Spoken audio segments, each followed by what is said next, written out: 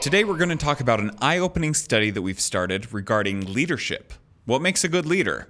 The answer we found may not be one you typically think of. You're going to want to stick around. This is Shadûf. Welcome to Shadûf. It's time to stop the song and start the show. Welcome to the Shadûf podcast. I am your host, Weston Smith, here with Professor Dustin Harding, PhD, and our fellow research scientist, Lauren Silva.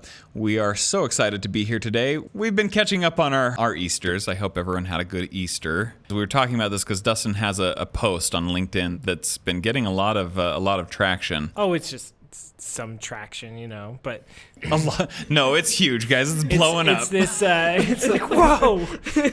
Well, it's for Easter. I'm sure a lot of you have seen the collaboration between Pepsi and Peeps, as some people like to call. Unfortunately, not the companies, but other people are calling Peepsy. Peepsy? I hate it. I don't like that. It makes me uncomfortable. It does. It's a marshmallow flavored Pepsi, small can, in the typical Peep box. Okay. So anyway, a lot of people are like, why would you ever do that? I would find that disgusting. I'm intrigued. I would try it. I would try it. I prefer my marshmallows to stay like in their marshmallow form. There's some people, apparently with these Peepsies, there was a sweepstake, and some people were like, I didn't get the sweepstake, so they just poured in a glass of Pepsi and threw in Peeps. Just kind of floating in. But I hate Peeps, so Peeps are disgusting. I like Peeps. I remember in You like high Peeps? school. And I like them too. I really like Peeps. I don't know what it is. I'm going to get a little vulnerable here with Peeps in my childhood. guys, Well, opening high up. school. This is raw. High school, okay? This is raw, Dustin. This is high school, and it's like summer-ish, I think. I get in my car, and I start digging around, and open up the glove box, and there's some Peeps from Halloween. Did I eat them? Even though it was months later and they were dry? Yes, I did. Yeah, but I would argue that dry Peeps are way better than regular Peeps. I love dried marshmallows because that's the only time they're edible. Like, other than that, it's just like... You purposefully dry them out? You dry them out. Dried marshmallows, guys. Well, I don't think we have time for any studies or anything. I think that about does it for our time. So, no, let's get to what we're talking about today, because some of our studies become like a one-off. Oh, that's interesting. That's fun. Maybe it'll turn into something bigger later on. We'll wait and see. But this topic today is something that has really interesting implications that we are really excited about exploring. Yeah. So go ahead and tell us what it is, Dustin. Okay, so the topic of the day kind of centers on a prevailing theme that we see in a few of our episodes. It centers around the power of social comparison. Right. We've talked about that in some of our other studies. Yeah, so in our first couple of episodes, the selling them on renting, recognition for the common good, and fluency of influence. Those were our first 3 podcast episodes. We're all kind of focusing on that social comparison theme. Yeah, Right. and how social comparison impacts our daily lives in different ways, right? On the products that we purchase, who we listen to, and the effectiveness of employee recognition, Right. Yeah. So what we're talking about today is we're bringing that to leadership and how social comparison impacts leadership. Oh, and this is hugely relevant. Like, how much leadership training material is out there, from books to webinars to, all sorts of things. There's so much out there that this pertains to, and this is new stuff that we're discovering. Yeah, we almost build up leaders and put them on a pedestal like they're these perfect, infallible leaders. And sometimes that's not always the case. And it's interesting to talk about it because, like you said, we put them up on this pedestal, and then I think it demotivates a lot of people who think, like, I'm never going to get there, Yeah, as leaders, we feel like we can't be vulnerable, right? Right. It's kind of like a Brene Brown thing that she mentions, that it's important for leaders to be vulnerable. But there's still in society this feeling and in practice that as a leader, I have to be perfect in a way. I can't show my weaknesses. I just have to be this stalwart, amazing person at all times. I feel like we see that a lot too, especially for like female leaders in businesses. Right. Like If you show any sign of weakness or vulnerability, like your employees won't listen to you or follow you kind of thing. Yeah. Which therein lies the problem, because it's like, if you create this expectation, then you're not going to have as many people wanting to strive to attain that level of perfection. Yeah. When we need more of that, and we need more female leaders, we need people who are innovative, but are being held back by their own feelings of inadequacy. Yeah. And so the question that the studies that we've been running it really gets at is, what happens if a leader has weaknesses and talks about these weaknesses openly, and how that impacts the employee's perception of that leader, their loyalty to that leader, how long they want to remain in the company, and their perceptions of what type of leader that person is. So we're looking to discover this. So Lauren's going to go through the study design, how it was all set up. Yeah, so all the participants, they were sorted in 2 different groups. But first, they all read this first scenario, and it said, imagine you are an employee at Hawk Management working in sales and client management. You're in a company meeting at work, and the CEO is addressing everyone regarding the lack of motivation since the pandemic. He says the following, and that's where we break off. Okay, so everyone reads that. Both groups read this. Yes. Side note, Hawk Management is not a real company. It's just a made-up one. Yeah, so after that, the first group read this almost more bragging scenario, not as vulnerable. So this is a leader. This is strong leader. Yeah, strong leader. It's the CEO. They're imagining the CEO of the company's talking to them. So, Okay. Strong figurehead, not being seen as vulnerable. He says, although the pandemic has been a motivation killer for many, I found that consistently improving my body through exercise and my mind through books helped me conquer the demotivation trend. I am more motivated than I have ever been. If anyone here has been struggling with motivation, invigorating your mind and body could help you turn things around. Okay, so it sounds a little bit braggy, but it sounds nice. It's like good advice, Yeah. right? They're trying to help. Right. Right? Yeah, so the second group, this is what they read. I'll be honest, the pandemic has been a motivation killer for me. However, I recently found that consistently improving my body through exercise and my mind through books helps me conquer the demotivation trend. I am now more motivated than I have ever been. If anyone here is like me and has been struggling with motivation, invigorating your mind and body could help you turn things around. Okay, so it's the same advice. Yeah. Yep. But he says that he's struggled with it, and this is the solution that he's found. Yeah. Whereas in the other one, he's just like, hey, this will help. Yeah. Right? The only difference, they're both giving advice. The only difference is for the weakness group, this CEO did struggle with motivation. And in the other condition, the CEO never struggled. Never struggled because he had the answer. Yeah. Yeah.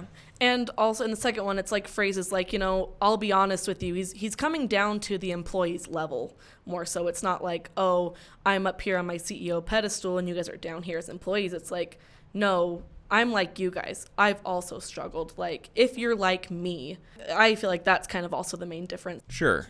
So this CEO that has weaknesses and is vulnerable, right, and shows that vulnerability, Volunteers it to his employees. So participants, after taking this survey, they found those that read the scenario for that leader found that person to be more relatable. Okay. Right? And they found that person was more likely to see them as a person instead of an employee, and also as a colleague instead of a subordinate. So this is coming from questions that you asked afterward. Yeah. One of the other things that was interesting is we asked whether they thought that this CEO was more of a servant leader who focuses on how they can serve employees, or a power leader who focuses on establishing their power over employees. And they found that this leader that really was more authentic was more of a servant leader than otherwise.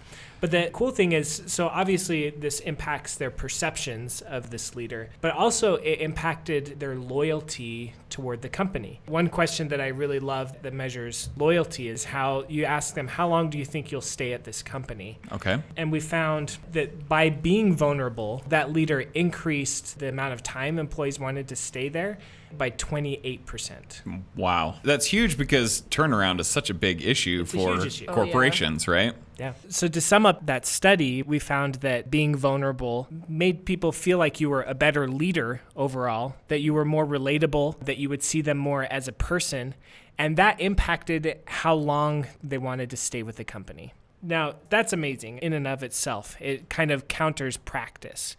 But this next study that extends it a bit is really telling it as to maybe why it's counter practice. Right. I'm guessing that all of us and most of our listeners would think like, well, yeah, clearly the guy that says, hey, I'll be honest with you, I've struggled with this also, and here's some tips to help. That's clearly who I'd feel more connected to and feel more loyal if they're the leader of the company. So I guess this just makes me ask the question right off is, why is this not happening? Yeah. Right? Like, how many of us have worked in a place where we feel like the CEO is super disconnected and anything, any tip or advice, like they feel like they have to present themselves in like the most polished, self-aggrandizing, super self-promoting, and that they have all the answers and they don't show any weakness. And then you feel like they're super insincere. Like everyone, like that's...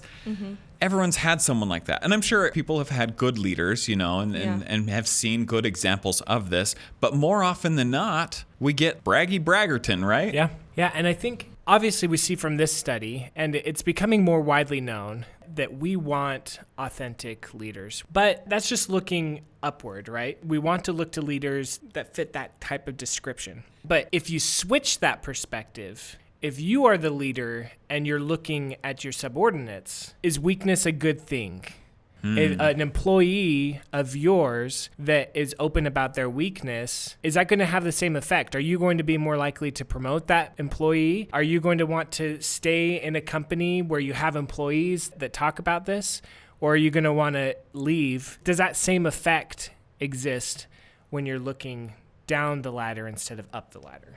I'm guessing this leads to another study, right? For sure it does. We ran another study, which was very much the same type of thing. The leader is no longer a CEO because we wanted to look at whether or not the employees would want that leader to be promoted, to get raises, things like that. So we dropped down the title of the leader. But what we did now is we expanded the study a bit. So half of the participants, they had very, very similar scenario as last time. Half of them saw a leader that said that they lacked motivation. The other half saw a leader that said they never lacked motivation during the pandemic. But then for the other half of this group, we swapped the perspective. So now they're talking to an employee about just in general the lack of motivation in the company. Yeah. So what we did is we split it up looking at whether or not the participant thought that they were a subordinate or they were the manager in the situation. Okay, so some were put in the place of the subordinate, some were put in the position of the leader. Yes. Okay. Yep, exactly. And so we gave them two different scenarios. So if they were the subordinate, they read this. It said, imagine you're an employee at Hawk Management working in sales and client management. You're in the process of meeting with your supervisor for your quarterly performance review. During the interview, your supervisor asks how your motivation has been, especially since the pandemic. Your supervisor then states, and then it will go on into those scenarios we had in the first one, the one that was more structured, not really lacking motivation, and the other one who was like, I'll be honest, I did lack motivation as well. Okay. And so then if you got the role of the manager, this is what you read. It said, imagine you're a supervisor at Hawk Management working in sales and client management. You're in the process of conducting quarterly performance reviews with employees you oversee. During those interviews, you are checking in on everyone's motivation, especially since the pandemic.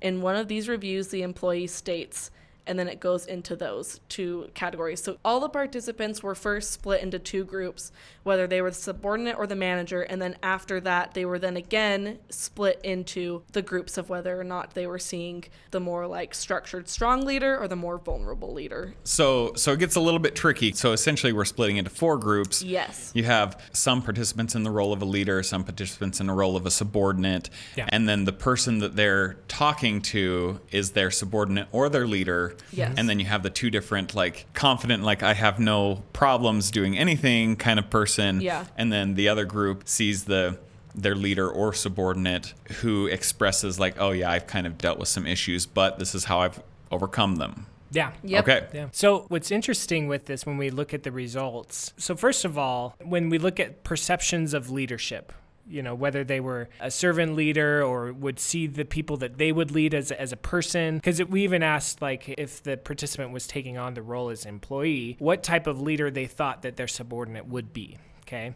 And in all cases, they typically saw that this person that had these weaknesses and displayed these weaknesses was going to be a better servant leader, that they would see the people that they lead as more of a person, things like that. Those still carried on. Okay. Right? Mm-hmm. But where it gets a little tricky is when we look at the actions that the participants would take. So first of all, one of the main measures that we grabbed in the previous study was how long they wanted to stay in the company. Okay. Mm-hmm. So in these scenarios, when the participant was taking the role of the subordinate, their leader was either displaying weakness or not. We got the same effect. So it increased their willingness to stay at the company when their leader was vulnerable. It increased their loyalty. Yeah. But the interesting thing is, we get the exact opposite when the participant is the leader and they're looking at the subordinate. Really? In that case, if their subordinate displays weakness and is open about the weakness, it decreased the leader's willingness to stay at the company. They didn't want to be at a company where their employee would display weakness. Wow. That's crazy. Okay, so even though they're in the managing position, it makes them less likely to continue on with the company. Yeah, I mean, of course, who would want to be a leader in a company where their employees have weaknesses? I mean, for crying out loud. That seems so contradictory to a role as a leader. Like, you should expect that your employees might be dealing with stuff that should come with the leadership position and title. You would think. Right.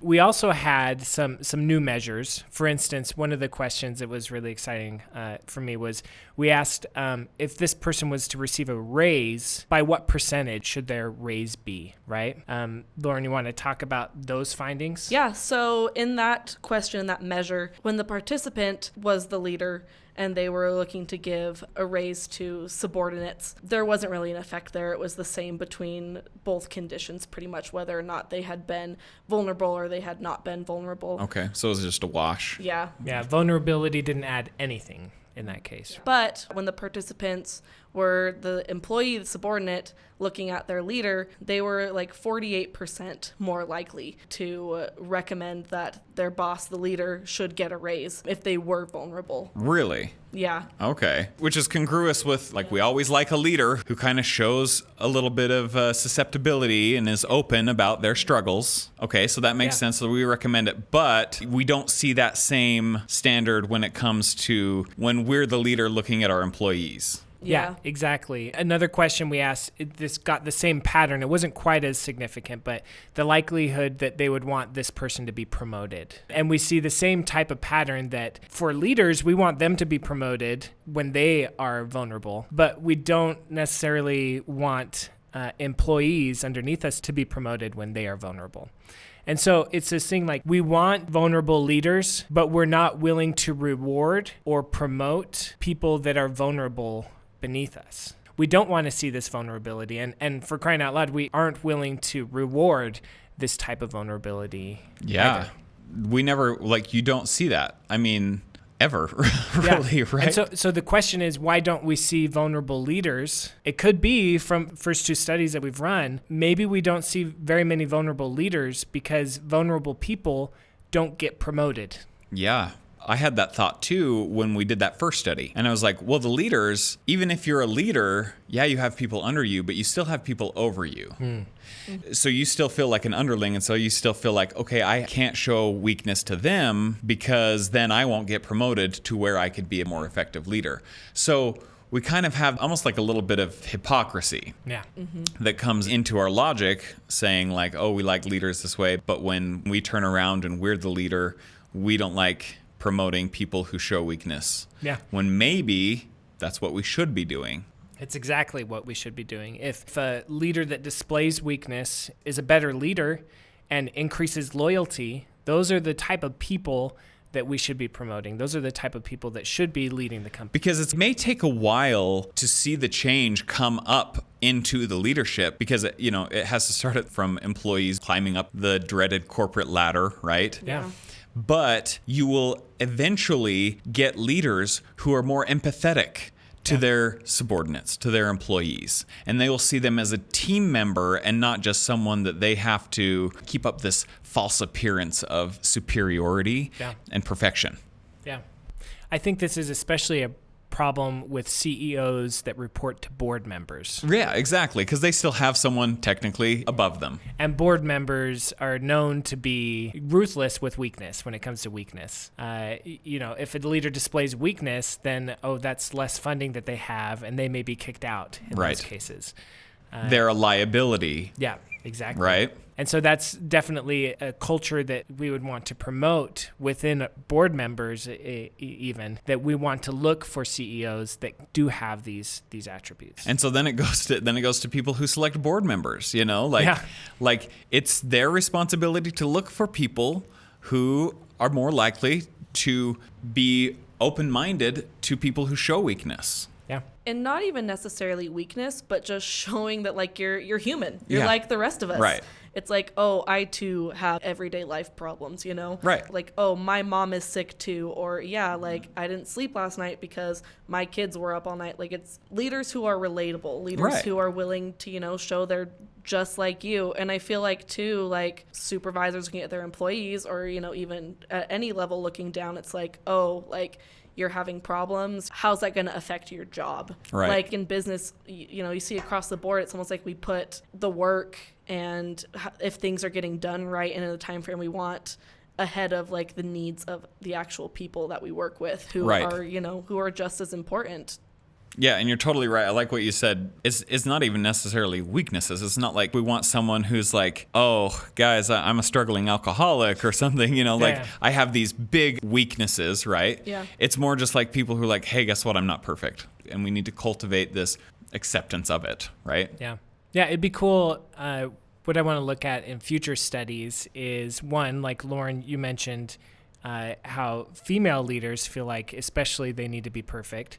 Right. So it would be really cool in the future studies to look at, okay, what if the leader is a female versus male? How does that impact the same effect, right? Right. Another thing that I want to look at too is adding another condition. I think we haven't looked at this, but I'm pretty sure this would be the case. The worst scenario would be that you do display weaknesses, but you aren't open about them. Everybody knows that you have this weakness, and you just kind of hide. You try to hide it and try to ignore it. Well, like I kind of brought up, like you see that all the time. and some people are successful in hiding it for a short time. Yeah. But eventually it's exposed because it becomes such a big problem. So these big top leaders, like alcoholism, for example, they seem infallible. They seem mighty. They seem perfect. They've got their life all together.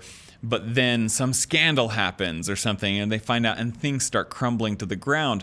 That's way more of a liability than someone who may not be the best public speaker or who struggles with certain things in certain areas, but are strong in other areas, right? Yeah. Yeah. So I'm way excited to see where this study goes. And here again, it feels like we always say this with all our studies, but we're just in the beginning, and we will keep you updated on where we go from here because this is really cool stuff. This is hugely impactful in the business world. We have so much more to talk about, but we're going to stop it there for today. If you guys have any questions about the study, feel free to email us, info@shadûf.org. And if you have any ideas or thoughts about this, it'd be so cool to hear from you guys.